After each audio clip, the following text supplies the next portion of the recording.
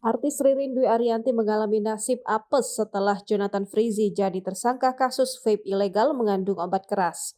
Pria yang akrab disapa Ijong itu menjadi tersangka buntut kasus penyalahgunaan obat keras etomidate yang dimasukkan ke dalam rokok elektrik atau vape. Kabar tersebut bahkan sudah dikonfirmasi kebenarannya oleh Kasat Res Narkoba Polresta Bandara Suta AKP Michael Tandayu. Tentu, kabar Jonathan menjadi tersangka ini membuat warganet sangat terkejut. Begitu juga kekasih baru Jonathan, Ririn Dwi Ariyanti, juga turut terkena imbasnya. Kini beberapa unggahan Ririn di Instagram pribadinya menuai beragam cacian dari para warganet.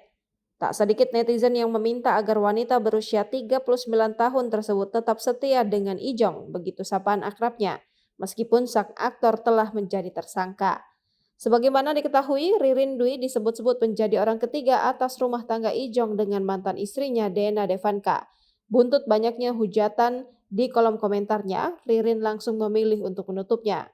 Berdasarkan pantauan tribunnews.com, kolom komentar akun Instagram Ririn tidak dapat diakses.